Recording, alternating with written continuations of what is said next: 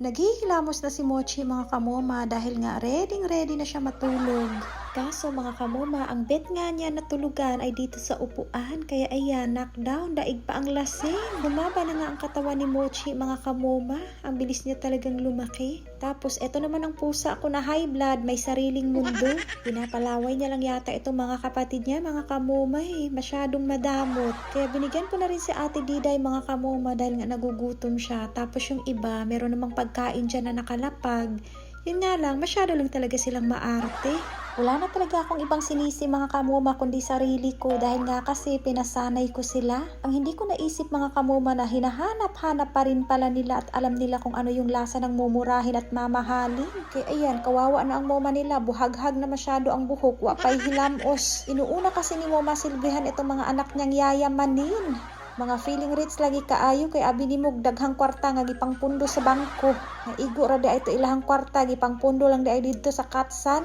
Kung pwede lang siguro ibenta yung kanilang pups mga kamoma, no, siguro baka mayaman na tayo ba, marami na tayong na treasure. Sus, Mariusip, nag-umpisa lang naman ako sa isang alaga, ay hindi ko talaga naisip na ganito pala kabilis dumami. Ito nga talaga yung sinasabi nila na wag mong subukan, kay kapag sinubukan mo na, sigurado mag 1+1. Mo times pag yun ni sila mga kamoma. Anyway, dahil nga sa sobrang dami ng mga alaga ko mga kamoma na pag-aralan ko yung kanilang mga pag-uugali at dito ko pala nalalaman na iba-iba pala ang ugali ng mga pusa, parang tayo lang din pala ng mga tao. Merong mabait, merong mataray, merong matakotin, merong nerbyuso, merong high blood, merong tukatib, merong tahimik, merong palaaway, merong palasungog, hay ambot na lang yun.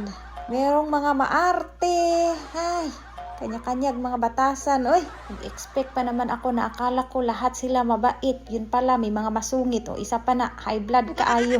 Kapag sa umaga mga kamoma, ganito talaga ang eksena. Lalo't naglilinis ang moma nyo. Grabe, nagsiliparan tong mga to. Murag mga ligaw na bala. Pinapagawan ko naman to sila ng sarili nilang kwarto, bakit nandito pa sila sa loob ng bahay namin? Kaya hindi ko na talaga maintindihan kung sa amin ba tong bahay na to or kami yung tenant dito at sila yung mga boss dito, sila talaga yung may-ari. Masasabi ko na talaga na si Moma nga ang tenant nila dito at saka si Appa. Oh yes, sila nga talaga ang may-ari nito mga kamoma at ginawa na nga nila ng compound dito sa loob ng bahay namin. Kaya itong loob ng bahay namin, compound to ng pusa at hindi ito bahay ng tao.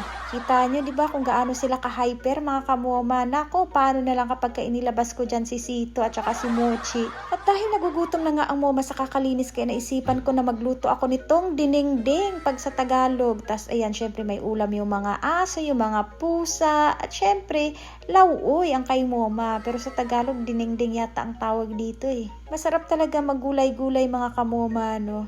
Para humaba ang ating buhay sa pag-alaga sa ating mga pusa, kailangan talaga natin ng masustansya na pagkain. Masao naman lang, kay sige naman tagkapulaw, ani daring dapita.